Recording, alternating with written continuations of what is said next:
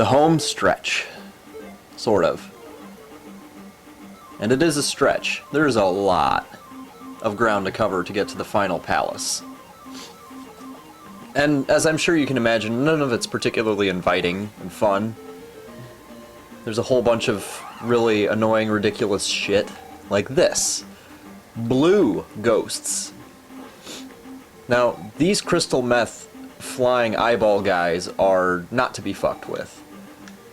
Thankfully, you don't really run into them very often. Just if you're unlucky enough in that graveyard, or, obviously, here. But flying narcotics, not fun. Especially when they're endowed with the power of a voyeur's eyeball. This big lava field, it is a lava field, you do see correctly, is just annoying to get attacked in, but there's so little room to maneuver that you will get attacked. And naturally, it's going to be the same sorts of absolutely wonderful things that you're accustomed to seeing here.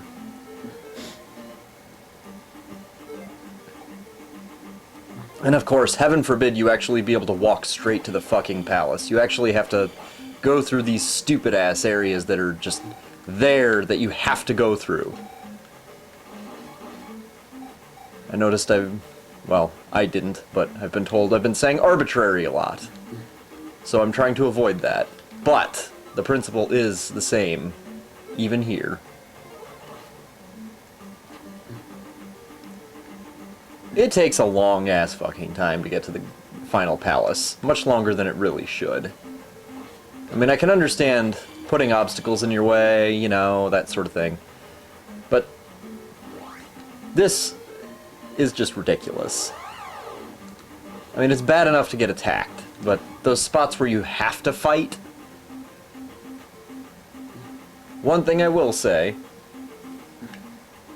is that if you have the patience, and it takes patience, the random encounters, if one of them drops down on top of one of these fixed attack points, and you run into the enemy there, then the little enemy icon, the little random encounter will trump the fixed battle. I don't know why, but it works. So if you want to have a slightly easier time getting to the palace, but more time consuming, that's an option, if you really want to. I decided that it was just gonna take too long. I didn't even try it. It does work, though. So if you want to avoid this bullshit, you can do this, or you can do that.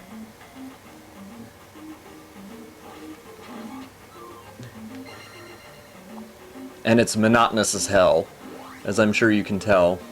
It's the same fucking thing for 10 minutes. 10 minutes may not sound like much, but when you're being stalked by undead rapist eyes, it wears on you. You just ask yourself, why? What's the purpose, other than to piss me off? Isn't there a trick you can Or to make me feel like a naked woman in a dark alley in the middle of a very, very unpleasant city like Detroit.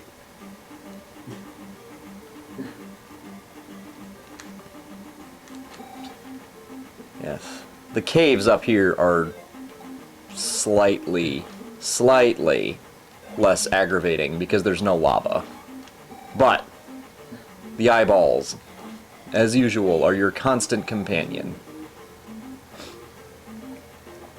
Okay, Frodo Baggins had Sam to accompany him to Mordor. You get a bunch of creeper eyes flying around, watching you, waiting for you to stop to take a piss or something so they can indulge their disgusting fantasies.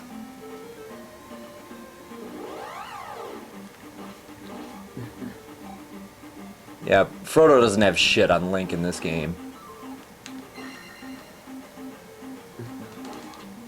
He doesn't have friendship.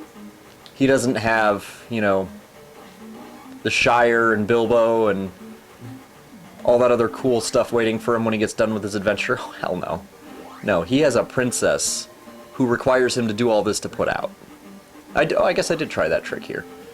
But yes, that's what Link gets. Poor bastard. No thanks, really. He didn't get any thanks for the first game, that's for damn sure. That ghetto town on the river where everybody turns into enemies is proof enough of that. I mean, come on. That place is the Detroit, is the Gary Hammond, Indiana of Hyrule. The only reason it is in existence is because of Link beating Ganon in the first game. Now, I may be mistaken, but Detroit, Hyrule Detroit, is better than what was going on in the first game. Living out of fucking caves and burned out trees. You know, there's just no thanks for this man. None whatsoever. And when he gets done, there's the possibility that he'll get some. And I want to highlight that, the possibility, because we know how much his ass got in the first one.